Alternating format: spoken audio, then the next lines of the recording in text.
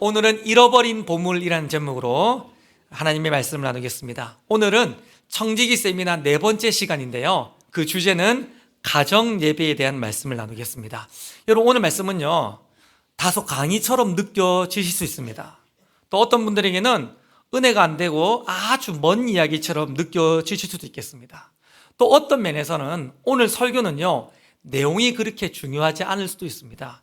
모든 설교가 마찬가지지만 설교를 듣는 것이 목적이 아니라 설교를 듣고 나서 삶에 실천하는 것이 중요하듯이 오늘 설교의 핵심이 뭐냐?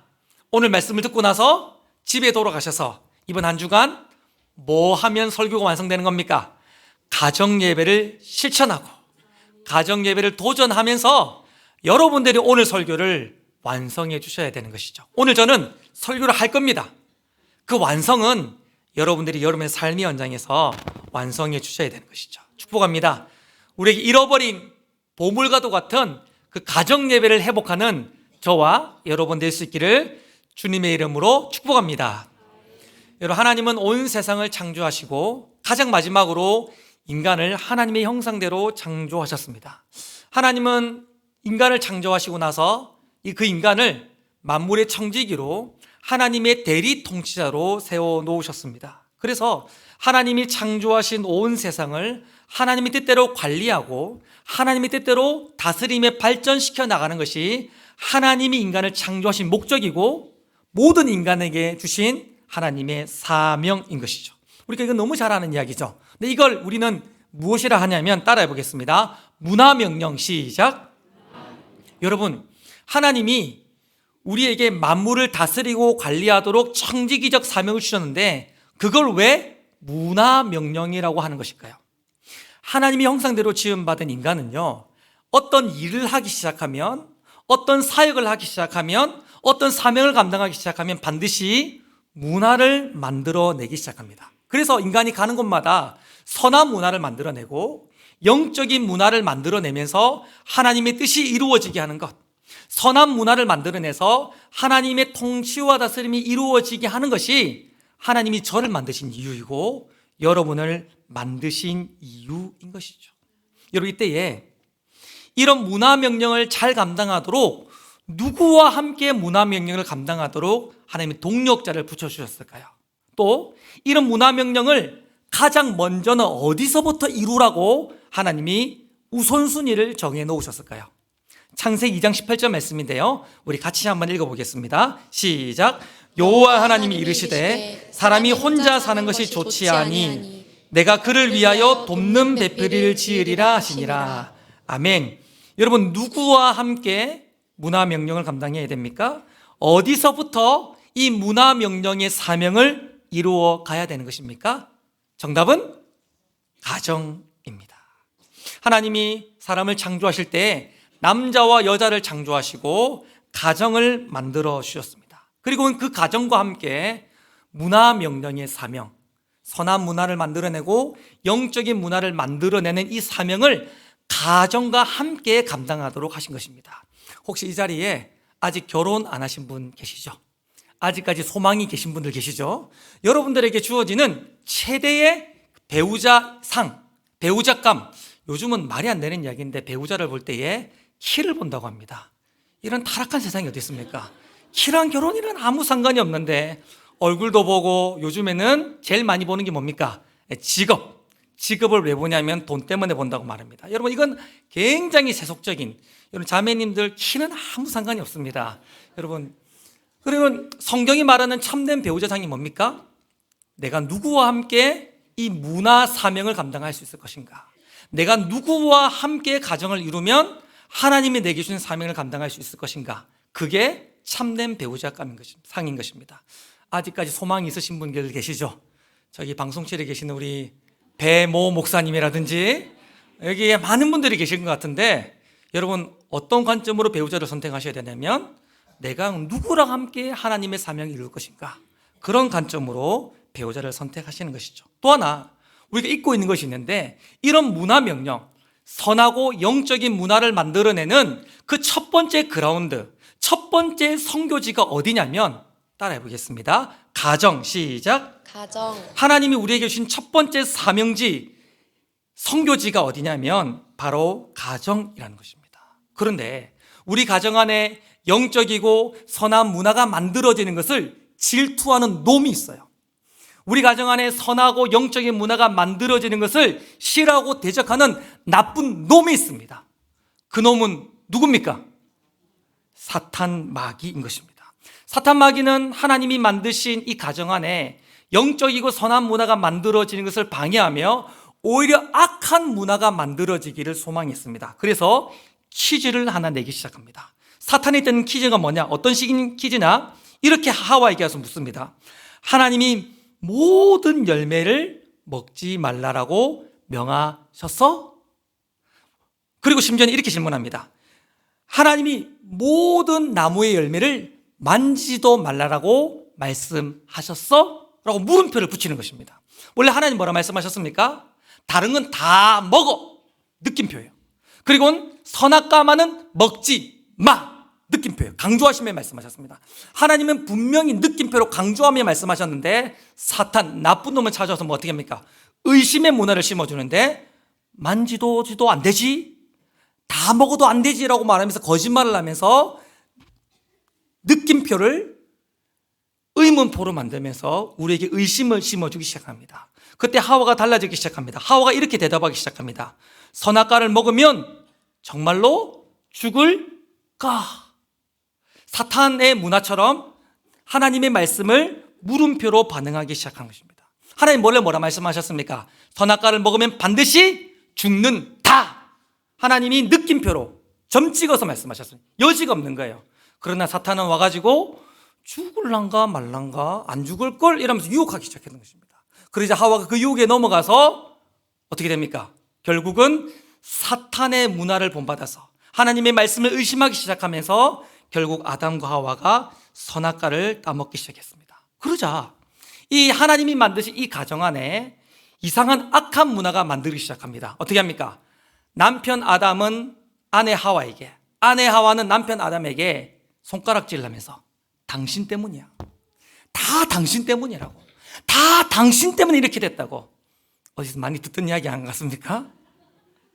그러면서 서로가 서로를 향하여 비난하고 정죄하고 원망하는 악한 문화가 만들어지기 시작했습니다. 그런데 문제는요, 이런 가정 안에 생겨난 악하고 세속적인 문화는 그들 안에 머물러 있지 않고 자손들에게로 흘러가고 확장됩니다. 그래서 아담과 하와의 자녀들이 서로가 서로를 미워하며 시기하다가 형 가인이 동생 아벨을 결국은 쳐서 죽이게 되었던 것입니다. 여러분 잘 기억하십시오. 문화는 확장성이 있습니다. 문화는 전념성이 있습니다. 만약 우리가 우리 가정 안에서 오늘날 영적이고 선한 문화를 만들어내면 그 영적이고 선한 문화들은 우리의 가족 안으로, 우리의 자손 안으로, 우리의 가문 안으로 흘러가고 확장되어 가게 될 줄 믿습니다. 그래서 그것이 우리 가문의 문화가 되는 거예요. 그러나 반대로 우리가 우리 가정 안에서 세속적인 문화를 만들어내고 또한 육신의 본성에 충만한 문화를 만들어내기 시작하면 그게 거기에서 머물러 있지 않고 우리 자손들에게로, 우리의 후대들에게로, 우리의 가문으로 점점 확장되고 흘러가면서 그 타락한 문화가 우리 가정을 지배하기 시작하는 것입니다. 성경은요, 이렇게 문화의 확장성, 문화의 점령성, 이것을 아브람과 롯의 가정을 통해서 우리에게 잘 보여주고 있습니다. 아브람이 하나님의 부름을 받았습니다. 그리고 믿음의 여정을 떠났습니다. 근데 성경을 보면요, 아브람이 어떻게 믿음의 여정을 출발하는지 이렇게 설명하고 있는데요, 모든 소유와 얻은 사람들을 이끌고 갔다라고 말하고 있습니다. 이 말의 의미가 뭡니까?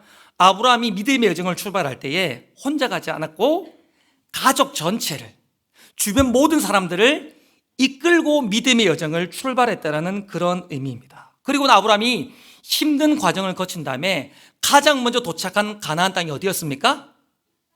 세겜. 여러분 어디였습니까? 세겜 땅이었어요. 역시 여러분들 대단하십니다. 여러분 세겜 땅에 도착하자마자 아브라함의 가정이 가장 먼저, 가장 중요하게, 가장 우선적으로 뭘 했습니까? 성경에 보니까 제단을 쌓았다고 말합니다. 오늘 주제의 표현대로 말해보면 그 가정 전체가 가정 예배를 드렸다고 말합니다. 그리고 잠시 후에 세겜 땅에서 베델 땅으로 이동합니다. 그리고 베델 땅에서 가장 먼저 뭘 했겠습니까? 일부에는 대답이 나오는데, 베델 땅에 도착하자마자 아브라함의 가정은 뭘 했겠습니까? 가장 먼저 제단을 쌓고 가정 예배를 드리게 되는 것이죠. 그리고 애굽 땅으로 내려갑니다. 애굽에서 다시 돌아와서 다시 베델 땅에 정착하게 되는데, 질문, 퀴즈. 여러분, 아브라함의 가정이 베델에 정착하면서 가장 먼저 뭘 했습니까? 혹시 어렵나요? 일부 예배는 답이 나왔는데, 제단을 쌓고 가정 예배를 드리게 되었습니다. 근데 그때 당시의 모습이 창세기 14장 4절 5절에 나와 있는데요, 우리 같이 한번 읽어보겠습니다. 창세기 13장 4절 5절 시작. 그가 처음 제단을 쌓은 곳이라. 그가 거기서 여호와의 이름을 불렀더라.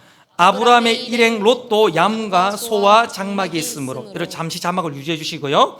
가장 먼저 아브라함이 베델로 돌아와서 뭘 했다고 말합니까? 아브라함의 가정이 여호와의 이름을 부르며 제단을 쌓고 여호와의 이름을 부르며 오늘 주제대로 하면 가정 예배를 드렸다고 말합니다. 그런데 그때 함께 롯의 가정도 아브라함의 무리에 같이 있었는데, 롯의 가정은 뭘 했습니까? 뭘 했습니까? 아무것도 안 했습니다. 창세기 14장 5절 말씀해 보면 다만 롯의 가정을 이렇게 설명하고 있는데, 롯의 가정에는 양도 있었고 소도 있었고 장막도 있었다라고 이야기하고 있습니다. 성경은요, 롯에 대해서 예배를 드렸다, 영적인 문화를 만들어냈다 말하지 않고 다만 그들에게는 많은 소유가 있었다라고 이야기하고 있습니다. 여러분, 이 성경의 표현은 어떤 의미냐면, 아브라함의 가정의 중심과 우선순위가 어디에 있었는지, 롯의 가정의 중심과 우선순위가 어디에 있었는지를 보여주는 것입니다. 여러분, 아브라함의 가정의 우선순위 중심은 어디에 있었습니까? 하나님을 예배하고 하나님을 섬기는 예배의 문화. 그래서 영적인 문화를 만들어내고 선한 문화를 만들어내면서 그 문화를 후손들에게 흘려보내는 선한 문화를 만들어내는 그런 문화의 사명자들이 되었던 것입니다. 그래서 아브라함의 가정이 어떻게 되었죠? 믿음의 조상의 가문이 되었고, 이스라엘의 뿌리가 되었을 뿐 아니라 무려 메시아가 오시는 통로가 되어지는 가장 큰 복, 최고의 축복을 받는 가문이 되었던 것입니다. 할렐루야. 여러분 가정 안에 영적이고 선한 문화를 계승해주고 확장시켜 나가면서 아브라함의 가문처럼 복받을 수 있기를 주님의 이름으로 축원합니다. 그러나 반대로 이 롯의 가정은요, 소유 중심적인 삶을 살았습니다. 그들에게 가장 중요한 건 물질이었어요. 세속 문화에 그들은 물들였었습니다. 그래서 그 문화를 자녀들에게 흘려보내주고 그 문화가 점점 확장되어져 가기 시작했습니다. 그래서 성경을 몇 장만 넘겨보면 창세기 19장에 가보면 이 롯이 얼마나 타락했는지, 롯의 아내가 얼마나 미련한 사람이었는지, 얼마나 큰 욕심의 사람이었는지 잘 나와 있어요.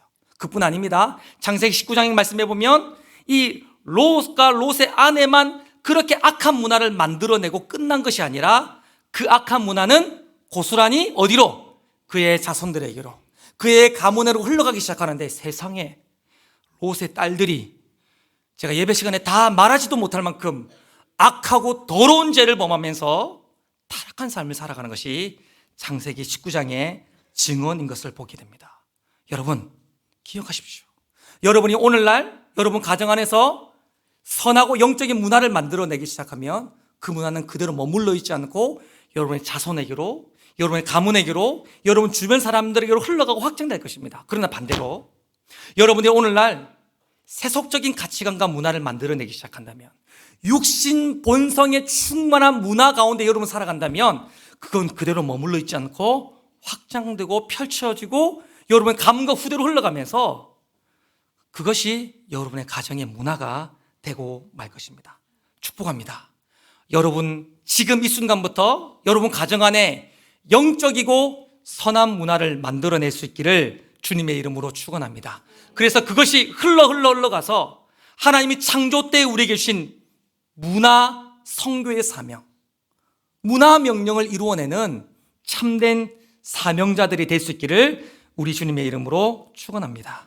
그러면 어떻게 해야 되는가? 어떻게 해야 우리는 영적인 문화를 가정 안에서 만들어내고, 어떻게 해야 우리는 선한 문화를 우리 자녀들에게 흘려보낼 수 있을까? 너무 뻔한 답인데요, 그 첫 출발이고 핵심이 뭐냐? 너무 뻔한데요. 너무너무 뻔한데요. 한번 따라해 보겠습니다. 가정예배 시작. 가정예배. 여러분, 가정예배로부터 영적인 문화가 만들어지고 선한 문화가 출발되어지는 것입니다. 여러분, 주보 4면 5면을 다 펴보십시오. 주보 4면 5면을 다 펴시고요. 볼펜을 딱 드시고, 여러분, 지금부터는 강의 모드입니다. 강의 모드. 지금부터 제가 불러드리는 답을 한번 적어보십시오. 자, 가정예배가 뭔가? 여러분 다 맞출 수 있을 것 같은데, 가정예배란 어디에서? 가정에서. 누구와 함께? 가족들과 함께. 누구 앞에서? 목사님 앞은 아닌가요? 하나님 앞에서. 요게 어렵습니다. 일주일에 몇 번? 3일. 네, 3일 처음 듣는 답이었어요. 일부 예배 때는 자꾸 7번. 근데 매일 6번 이러시는데, 제가 좀 낮추시라도 계속 낮추시는데, 자, 몇 번? 일주일에 몇 번? 3번. 네, 좀 더 낮추십시다. 다 할 수 있게. 일주일에 몇 번? 한 번. 일주일에 한 번 예배 드리는 것입니다. 이건요, 어떤 학술지에 나와 있거나 우리 기독교를 대표하는 단체가 정의한 가정예배의 정의가 아닙니다. 그냥 제가 목회적인 관점에서 우리의 현실을 보면서, 여러분의 삶을 돌아보면서 현실에 맞게끔 가정예배를 출발할 수 있게끔 하기 위해서 정해놓은 정의입니다. 한번 같이 읽어보겠습니다. 가정예배란 시작. 가정예배란 가정에서 가족들과 함께 하나님 앞에서 모여서 일주일에 한 번 예배드리는 것입니다. 여러분, 이렇게 이번 주간 출발할 수 있기를 축복합니다. 예배 맞춰도 될 것 같은데, 그런데 이런 예배를, 가정예배를 방해하는 요소들이 있어요. 그것은 우리의 고정된 생각일 수 있는데 5가지만 여러분들에게 나눠보겠습니다. 첫 번째, 가정예배를 장년예배의 축소판으로 생각하는 경향이 있습니다. 여러분, 저희 아들이 한 유치원 때 있었던 일인데요, 저희 딸은 한 초등학교 1학년, 2학년쯤이었습니다. 이제 가정예배를 드리는데, 그날 저희 아내가 외부에 찬양 집회가 있어서 자리 없었고, 이제 저랑 저희 아들, 딸이 예배를 드렸어요. 그날 가정예배를 제가 인도했습니다. 여러분, 목사가 가정예배 인도했으면 은혜로웠겠습니까? 어떻게 썼습니까?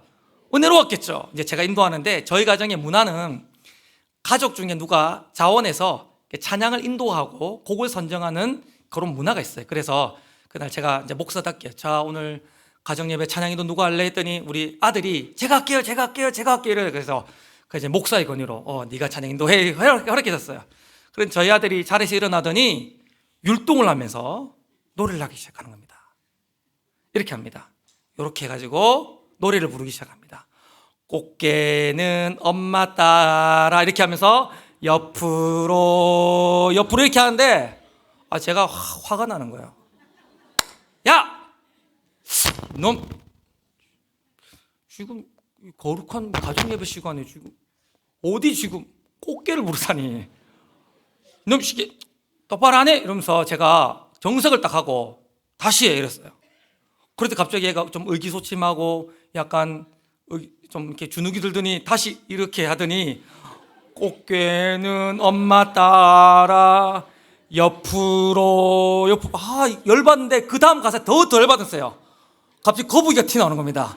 거북이는 아빠 따라 엉금엉금. 제가 목사 아닙니까? 이놈 목사 아들이, 이놈 그만해! 이러면서 제가 열받은 거예요. 그래서 제가 어디 예배 시간 다시 돌려주세요. 예배 시간에 꽃게, 토끼 이러면서 저는 동요를 부른다 생각한 거예요. 제가 화가 난 거예요. 예배 시간은 어디 경건하고 거룩한 예배 시간에 이게 이렇게 한 거예요. 그랬더니 저희 딸이 한 초등학교 1, 2학년 됐을 것 같은데 다 외치는 겁니다. 이렇게, 아빠 이거 찬양이야, 이러는 거예요. 제가 그 순간 망치로 머리를 한 대 맞는 것 같았어요. 찬양을 뭘 이런 식으로 만드는지 몰라요. 제가 가사를 불러드릴게요. 잘 보세요. 꽃게는 엄마 따라 옆으로, 거북이는 아빠 따라 엉금엉금. 이게 뭐 찬양이야. 근데 그 다음 가사가 뭐냐면, 나는야 엄마 따라 기도할 거야. 나는 아빠 따라 찬송할 거야. 그 다음 가사가 엄청 가슴이 아파요. 엄마 아빠가 보여주신 믿음을 따라서 하나님을 기쁘시게 하는 쏙쏙쏙. 그 가사를 듣고 나서 제가 얼마나 미안하든지 나의 무지와 이 부끄러움이 얼마나 있든지 그날 사죄하는 마음으로 다 같이 일어나서 꽃게는 엄마 딸 하면서 옆으로 이러면서 불렀던 기억이 있습니다. 여러분, 우리가 가정예배하면 이렇게 생각하는 경향이 있어요. 대예배처럼 거룩하고 경건하며 떠들면 안 되고 똑바로 앉아야 되고 똑바로 앉아 성령님 맞이 이러면서 우리가 경건한 대예배처럼 우리가 가정예배를 생각하는 경향이 있습니다. 또 우리 안에 어떤 의식이 있습니까? 가정예배, 예배이기 때문에 설교가 반드시 있어야 된다고 하는 어떤 우리 안에 고정관념이 있는 것을 봅니다. 여러분, 종교개혁 시대에는요, 믿는 가정과 불신 가정을 가르는 바로미터가 뭐였냐면 가정예배였어요. 가정예배 드리면 믿는 가정, 가정예배 드리지 않으면 믿지 않는 가정으로 치부하는 시대였습니다. 심지어는 종교개혁 시대에 가정예배를 드리지 않는 가정은 치리했어요. 성찬을 하지 못하게 했고 직분을 내려놓게 하는 것이 종교개혁 시대였습니다. 얼마나 철저했는지 몰라요. 그런데 그 종교개혁 시대에 쓰였던 목회의 지침서에 보면 가정예배를 이렇게 기록하고 있습니다. 가족들이 모여 성경 한 절을 읽어도 이미 가정예배를 드린 것입니다. 할렐루야. 누구나 다 할 수 있어요. 근데 그 다음 구절이 있어요. 만약 찬양하고 말씀을 읽었다면 가정예배를 잘 드린 것입니다. 할렐루야. 근데 그 다음 구절이 있어요. 이거 누가 썼는지 아주 노련한 분이에요. 만약 찬양도 하고 말씀도 읽고 기도도 했다면 예배를 더욱 잘 드린 것입니다. 여러분, 우리나라의 초기에 기독교가 들어와서 우리나라 조선 초기에 기독교가 처음 시작되었을 때에도 가정예배를 헌법이 기록해놨어요. 근데 당시에 예배를 드릴 때에는 아침 저녁으로 드리게 했습니다. 우리 헌법을 한번 보실까요? 1922년 조선 예수교 장로교 헌법에 가정예배가 법으로 정해져 있었습니다. 한자를 제가 못 읽기 때문에 옆에 적어놨는데, 가정예배는 집안마다 반드시 힘쓸지니 언제? 아침과 저녁에. 그러니까 조선시 우리 기독교 초창기에는 가정예배를 아침과 저녁 두 번 드리도록 했습니다. 그런데 예배 형태가 뭡니까? 기도하며 성경 보며 찬송할지니라. 여러분, 말씀, 기도, 찬양 예배의 중요한 요소지 않습니까? 그냥 그것만 있으면 되지 어떤 식으로 예배드리라는 예배 형태는 기록되어 있지 않습니다. 여러분, 가정예배 어떻게 돼야 됩니까? 묵찬기찬 이렇게 우리가 대예배를 드리시 어떤 예배 순서를 있어야 됩니까? 헌금 순서가 있어야 됩니까? 설교가 있어야 됩니까? 아니에요. 각자 가정에서 드릴 수 있는 가장 자유롭고 은혜롭고 합당한 형태로 드리는 것이 중요한 것입니다. 여러분, 모든 형태를 뛰어넘으십시오. 아마 여러분 가정예배를 드릴 때에 제일 힘든 게 뭡니까? 설교예요. 여러분, 목사인 저도요, 가정예배 때 설교하라면 괴로워요. 목사인 저도요, 가정예배 때 설교하라면 할 말도 없고 말하기도 부끄럽고 우리 아들, 딸들이 아빠도 그렇게 안 살면서 이렇게 할 것 같아서 설교 못합니다. 여러분, 굳이 가정예배가 실패하고 중단되는 이유가 뭐냐면 꼭 설교를 그것도 아빠가 해야 된다는 생각을 하기 때문에 그런 것입니다. 여러분, 전혀 그렇지 않습니다. 어느 성경에도 그런 거 나와 있잖아요. 여러분이 드릴 수 있는 가장 자유롭고 은혜로운 형태로 예배를 시작하는 것이 중요합니다. 두 번째로, 부모가 반드시 인도해야 된다는 생각이 있습니다. 그러니까 우리는 흔히들 가정예배하면 부모가 처음부터 다 해요. 아이들은 뭐합니까? 그냥 지켜보는 구경꾼으로 앉아있는 겁니다. 예배가 원래 지루한데 엄마 아빠가 다 하니까 예배가 너무 재미가 없는 것입니다. 여러분, 어떻게 해야 됩니까? 역할을 분담해야 가정예배에 책임감이 생기고 역동성이 생깁니다. 숙제입니다. 오늘 집에 가시면 가족 회의를 하십시오. 가장 먼저 해야 될 일이 뭡니까? 가정예배 시간을 정하는 것입니다. 언제 할지 합의하는 겁니다. 가장 연약한 지체에게 시간을 맞추십시오. 새벽 3시에도 새벽 3시에 맞추세요. 우리 아이가 11시가 왔다 11시에 맞추십시오. 가장 연약한 자가 좋은 시간을 택하십시오. 그리고 뭐합니까? 예배 형식을 정하십시오. 무조건 엄마 아빠가 원하는 대로, 가정이 원하는 대로가 아니라 아이들이 하고 싶은 형식으로, 가장 연약한 자가 원하는 방식으로 예배 형태를 선정하십시오. 그리고 가장 중요한 게 뭡니까? 담당자를 정하는 겁니다. 1월 첫째 주는 네가 찬양 인도하고, 둘째 주는 네가 인도하고, 셋째 주는 네가 인도하고, 사이는 너 순서로, 이렇게 순서를 정하는 겁니다. 그러면 책임감이 생기고 예배 역동성이 일어나고 참여해야 재미가 있고 기다려지는 것입니다. 세 번째로 아주 중요한 이야기가 있는데요. 가정 예배의 목적을 자녀 양육이라 생각하는 것입니다. 여러분 가정 예배는요, 가정 예배의 결과가 자녀 양육일 수 있어요. 그러나 우리가 처음부터 가정 예배를 드려서 애들을 교육시키겠다라고 하는 순간 예배와 교육이 충돌합니다. 여러분 경험 있지 않습니까? 이 가정 예배를 통해 우리 아이들 내가 가르치겠다라는 마음 딱 들면 어떻습니까? 태도가 한번 똑바로 앉아라. 왜냐하면 이건 교육의 시간이기 때문인 것이죠. 예배 시간 똑바로 말씀 안 들으면 눈 뜨라 어디 예배 시간에 그러면서 막 올라가는 겁니다. 손가락 막 올라가는 겁니다. 왜죠? 교육 시간이기 때문입니다. 여러분 교육과 예배가 충돌하는 순간 가정 예배는 매력을 잃어요. 여러분 가정 예배의 결과가 자녀 양육일 수 있어요. 그러나 그것을 목적 삼는 순간 예배는 재미없어집니다. 지속이 안 됩니다. 여러분 제 얘기를 잘 들으십시오. 하나님의 말씀 앞에 성령님의 역사 앞에 잠시 비켜설 수 있길 바라요. 여러분이 안 하셔도 하나님의 말씀이 할 것이고 하나님의 성령이 우리 아이들과 가정을 다스려 가실 것이기 때문에 잠시 비켜설 필요가 있습니다. 여러분 그런 말 있지 않습니까? 인류 역사상 잔소리로 변화된 사람은 있다 없다? 없다. 여러분 가정 예배의 시간을 잔소리의 장으로 만들지 않도록 자녀 양육, 교육시키겠다라고 하는 욕심을 내려놓으셔야 됩니다. 마지막 네 번째입니다. 가족 모두가 있어야 예배 드린다는 생각입니다. 그러니까 이런 거죠. 한 명이라도 빠지면 안 된다는 거죠. 4명 가족인데 2명 빠졌다 예배 안 드리는 거죠. 그게 가장 강력한 사탄의 도구입니다. 여러분 어떻게 해야 됩니까? 그럴수록 기도해야 됩니다. 그럴수록 예배해야 됩니다. 그럴수록 중보해야 되는 것입니다. 여러분 또 하나 공격적인 방식인데요. 여러분 자녀들 중에 출타하고 우리 부부 둘밖에 남지 않았고 또 자녀들이 이미 결혼했고 출가했다. 어떻게 하는 것이죠? 공격적인 방식이 있어요. 핸드폰을 꺼내는, 하나님이 핸드폰 그래서 주신 거예요. 여러분 줌 압니까? 줌. 그런 거 있어요. 네. 페이스톡 아십니까? 그런 거 있어요. 하여튼 그런 거 있어요. 하여튼 영상통화할 수 있는 거 있잖아요. 자녀 손주 보여주는 영상통화 있죠. 그걸 다 켜요. 그리고 가정예배 시간에 펼쳐놓는 겁니다. 서울에 사는 내 자녀를 예배 현장으로 초대하는 거예요. 미국에 있는 내 자녀를 가정예배 현장으로 초대하는 겁니다. 거기에서 함께 예배하고 함께 기도 제목 물어보고 박수하고 이러면서 함께 예배할 수 있는 것이죠. 마지막 5번째입니다.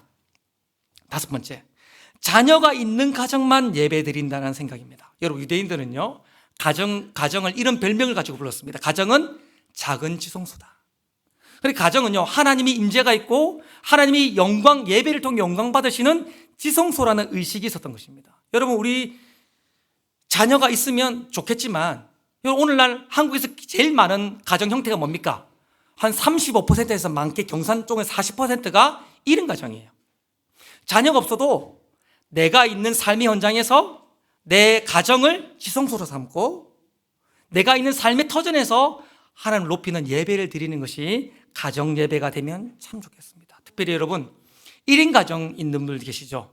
이런 분들이 가정 예배가 필요 없다 생각하는 경향이 있습니다. 그렇지 않아요. 영적인 눈을 열어보면 기독교적 세계관으로 눈을 들어보면 이 세상에 1인 가정은 단 한 군데도 없습니다. 나의 침실에 우리 주님이 나의 위로자로 계시는 줄 믿습니다. 나의 거실 안에 우리 주님이 나의 친구로 나의 모든 말과 행동을 보시는 나의 중보자로 우리 주님이 계시는 거예요. 우리 가정에 주님이 계시는 것입니다. 그 주님과 뭐 하는 겁니까? 예배하고 교제하며 흩어진 가정들을 위하여 중보하는 것이 1인 가정의 그런 가정 예배가 될 수 있는 것입니다. 이런 생각들을 꺾어내기 시작하면 가정 예배는 지속할 수 있어요. 그런데 여러분 저 같은 사람도 마찬가지인데 한국의 많은 남성들이 가정 예배를 두려워합니다. 왜 두려워합니까? 쑥스러워서 두려워합니다. 여기도 보니까 우리 경상도 남자님들이 많이 계시는데요. 경상도 남자들은 가정 예배를 쑥스러워하고 두려워합니다. 그러나 이런 가정 예배를 전문적으로 연구하는 단체의 임상에 의하면요, 가정 예배를 3번만 딱 참고 드리면 가정 예배가 편해지고 익숙해진다는 것입니다. 우리 남자들만 고개 들어보십시오. 우리 경상도 남자들만 고개를 들어보십시오. 절대 안 하게 생기셨는데 여러분 딱 3번만 참고 인내하며 이를 꺾게 물고 닭살스럽고 부끄러워도 할 수 있기를 축복합니다. 자, 조금 더 말씀을 진행해 가보도록 하겠습니다. 그러면 가정예배는 어떻게 드려야 되는가? 당장 이번 주간부터 가정예배를 드려야 되는데 가정예배는 어떻게 드려야 되는가? 여러분, 이것은요, 어떤 뭔가 정해진 룰이 있는 것이 아니라 제가 목회적으로 제안하는 것입니다. 제일 먼저는 사도신경을 하는 것입니다. 사도신경은 신앙의 고백이지만 또 하나 가정예배에서 중요한 요소가 있는데 일상의 생활과 가정예배의 시간을 구별하는 기능이 있습니다. 여러분, 오예배 마치고 나면 목자 모임이 있어요. 목자 모임에 그 좁은 공간에 한 40-50명의 목자들, 우리 교회에서 제일 열심히 하는 목자들이 다 모여 있습니다. 어떨까요? 제가 가면요, 시끌시끌합니다. 무슨 이야기 하나 들어보면요, 주로 반찬 이야기, 옷 이야기, 드라마 이야기, 뭐 이런 이야기 합니다. 막 신령과 진정으로 막 떠들어요. 그러면 제가 서서 이제 제가 쓰면 마이크를 잡으면 조용해야 되는데 상관없이 떠듭니다. 엄청 떠들어요. 그런데 제가 이분들 조용히 시키는 방식이 있습니다. 어떻게 하면 됩니까? 마이크를 잡고 하나님 아버지 하는 순간에 기도 하면서 청청청청 이럽니다. 어떤 어텐션을 끌어오고 일상적인 시간과 예배의 시간을 탁 구분시키는 역할이 기도이고 또 사도신경의 역할인 거죠. 그래서 여러분, 주방에서 요리하고 가정에서 게임하고 있지만 자, 예배하자, 모이자 이러면서 마음이 준비가 안 됐어요. 아직까지 핸드폰 덜 껐어요. 그렇지만 전능하사 천지를 만드시나면 끄기 시작하면서 가정이 탁 영적 흐름이 바뀌기 시작합니다. 그리고 나서 뭐 하는 것입니까? 찬양하는 것이죠. 찬양은 찬송가에도 괜찮고 복음성가에도 되고 어린이 찬양해도 되는데 여러분, 유튜브를 활용하십시오. 유튜브에 다 나와 있어요. 여러분, 유튜브를 틀어놓고 같이 찬양하면 좋겠습니다. 그리고 나서 대표기도를 하는 것입니다. 대표기도를 할 때에 여러분 부모들이 본을 보이셔야 됩니다. 거룩하시고 전능하시고 자비로우시고 천지만물을 여러분 그렇게 하시면 좋아지는 겁니다. 여러분, 어떻게 해야 됩니까? 가정의 스토리를 오늘 하나님 우리 딸이 학교를 갔는데 주님 학교에서 이런 일이 있었는데 이러면서 가정의 실질적인 기도의 제목들을 나열하는 것이 진짜 기도를 진실되게 하는 것이죠. 그리고 이 기도를 부모가 다 하면 안 됩니다. 부모가 본을 보이고 난 이후에 순번대로 가족들에게, 아이들에게 흘러가도록 해야 됩니다. 써줄지언정 아이들이 반드시 하게 해야 되는 것입니다. 그리고 네 번째, 볼펜으로 밑줄 쫙 꺼보겠습니다. 말씀 나눔 딱. 설교 어떻게 할 것인가? 설교하지 마십시오. 여러분, 설교하지 마십시오. 말씀을 나눔하는 겁니다. 어떻게 말씀 나눔하냐? 여러분, 주일날 들었던 말씀 있잖아요. 혹은 금요일날 들었던 말씀, 수요예배 들었던 말씀이나 우리 아이들은 청소년부에서, 청년부에서, 어린이부, 유치부, 영어부에 들었던 말씀 있잖아요. 그것을 나누게 하는 거예요. 여러분, 이미 한 주간 동안 충분히 많은 설교를 들었습니다. 그것을 가정 안에 갖고 와서 영적인 오병이요, 내가 이런 은혜를 받았는데 나누는 것이죠. 나눌 때 두 가지 요소가 있습니다. 따라하겠습니다. 느낌 시작. 느낌이 뭐냐면 나는 말씀을 통해 이런 은혜를 받았다, 이런 깨달음을 받았다, 이런 감동을 받았다, 이런 회개를 받았다라고 하면서 그걸 이야기하는 것입니다. 그리고 두 번째 따라하겠습니다. 결단 시작. 결단은 뭐냐면 그래서 나는 이렇게 살겠다라고 하는 그런 고백을 하는 것입니다. 그리고 다섯 번째 중요한 것입니다. 삶과 기도 제목을 나누고 서로 손을 잡고 중보기도 하는 것입니다. 여러분, 사진을 한번 보여주시면요, 이 사진은 명절 추석 때 저희 처가에서 드렸던 가정예배 모습입니다. 가족들이 많아서 방에서 예배 못 드리고 창고에서 신문지를 깔아놓고 예배를 드렸습니다. 여러분 보시기에 왼쪽에 우리 강아지도 보이고 우리 딸도 보이고 그 앞쪽에 있는 사람이 저입니다. 가정예배를 드리는데 저희 아내는 사진을 찍고 있었던 것 같아요. 가정예배를 드리는데 여러분, 목사인 사이가 인도했어요. 여러분, 예배가 은혜 있었겠습니까? 없었겠습니까? 은혜 있었어요. 한 번도 눈물 없이 예배 드린 적이 없습니다. 질문이 있습니다. 언제 은혜 받았을까요? 1번 설교할 때, 2번 나눔할 때. 예? 아니, 잠깐만요. 저 얼굴 보고 얘기해 보세요. 설교할 때 사람들이 은혜 받았을까요? 나눔할 때 은혜 받았을까요? 다음 사진 보이시면요, 여러분 보시기에 왼쪽에 있는 분이 저희 장인어른이신데 안수 집사님이십니다. 제가 나눔을 10몇 명을 시킬 때 저희 장인어른부터 시키셨어요. 그때부터 울기 시작했는데 여러분 왼손에 보면 수지가 있죠. 그게 부족해서 하나 더 뜯어가지고 오른손으로 눈을 헐치고 있는데, 여러분 지금 우리 장인 어른이 나눔하는 시간이 아니에요. 아버님 하고 한 20분 돌아가가지고 마지막 여러분 보시기에 오른쪽에 있는 권사님이십니다. 우리 장모님이신데 하필 앞치마가 좋은데 하필 앞치마를 좋은데 입고 계시는데, 너무 존경하는 우리 권사님이신데 우리 권사님이 나눔하고 계십니다. 근데 우리 권사님 앞에 휴지가 있어요. 펑펑 우시가 눈이 팅팅 부었습니다. 근데 그때 20분 동안 우리 장인어른은 계속해서 꺽꺽거리 몰고 계셨습니다. 질문이 있어. 왜 울까요? 목사가 설교를 너무 잘해서 우는 게 아니에요.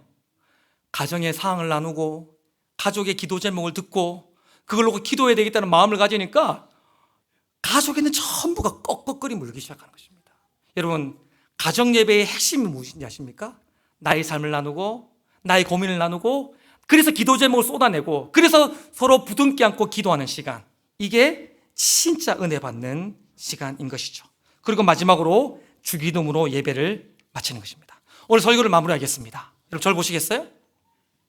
여러분 오늘은 어쩌면 설교 내용이 중요하지 않아요. 어쩌면요 오늘요 설교라고 말하기 힘들 만큼 설교의 메시지가 어떤 분들에게는 불편함으로 다가오실 분도 계실 것 같아요. 그러나 오늘 설교의 핵심 뭡니까? 따라하겠습니다. 실천. 시작. 삶의 현장 가운데 여러분 실천함으로 오늘 설교를 완성해 나가셔야 되는 것입니다. 그래서 여러분 오늘 여러분들을 위해서 작은 이벤트를 하나 준비했습니다. 절 보십시오. 여러분들이 반드시 가정 예배를 드리게 하기 위해서 여러분들 이번 주간 가정 예배를 드리시고 반드시 인증샷을 찍으십시오. 인증샷을 찍으십시오. 그리고 그걸 목자에게 전달하십시오. 그리고 목자가 제출받은 그 사진 안에 등장하는 사람 숫자만큼 선물을 드리겠습니다. 여러분 개는 안 됩니다. 개나 고양이는 절대 안 됩니다. 여러분 그 인증샷 안에 등장하는 사람 숫자만큼 다음 주에 오시면 선물을 드리겠습니다. 선물도 그냥 선물이 아닙니다. 영적인 의미를 담아 가정 안에서 성찬식, 애찬식을 할 수 있도록 떡과 포도주를 드리겠습니다. 떡 뭘로 대체했냐면 호빵으로 대체했습니다. 호빵을 드리고 포도주 대신 뭘 드립니까? 포도 주스를 드리겠습니다. 그 사진에 등장하는 숫자만큼, 머리 숫자만큼 여러분 드리겠습니다. 또 하나 강력하게 도전합니다. 여러분 만약 불신 가정의 남편, 불신 자녀, 불신 친척이 가정 예배 사진에 들어와 있습니까? 머리 숫자만큼 통닭이 배달가게 될 것입니다. 여러분 제가 이런 얘기 설교시 경건한 예배 시간에 하는 이유가 있습니다. 설교는 듣는 게 목적이 아니에요. 은혜 받는 게 목적이 아닙니다. 그 말씀대로 사는 것입니다. 여러분 가정 예배가 쉽지 않을 것 같아요. 가정 예배가 참 어렵습니다. 왜 그렇습니까? 죄인들이 모여있기 때문입니다. 결혼이 뭔지 아십니까? 죄인과 죄인이 만나 같이 사는 거예요. 출산이 뭔지 아십니까? 죄인이 또 다른 죄인을 낳는 것입니다. 자녀 양육이 뭔지 아십니까? 죄인이 또 다른 죄인을 키워내는 것입니다. 가정이 뭔지 아십니까? 그런 죄인들이 자기 육신의 본성을 지금 우리가 경건하게 앉아있지만 마음껏 거침없이 드러내면서 나의 진짜 죄인됨을 드러내는 것이 가정인 거예요. 근데 그 가정은 창조 때는 하나님이 문화 명령이 이루어지고 하나님의 영광이 가장 우선적으로 임해야 될 성교의 터전이었다는 것이죠. 이 감각을 우리는 어떻게 회복해 갈까요? 가정 예배를 회복하면서 우리에게 결단하면서 이 감각을 회복해 나가야 되는 것입니다. 가장 치열한 삶의 터전 가정이에요. 가장 힘든 예배의 처소가 어디냐? 가정인 것입니다. 이번 한 주간 혼자도 괜찮고 부부끼리도 괜찮고 자녀도 괜찮고 때로는 줌과 페이스톡으로도 자녀를 초청해도 괜찮습니다. 예배함으로 예배의 영광을 가정 안에서부터 회복하는 저와 여러분 될 수 있기를 주님의 이름으로 축원합니다.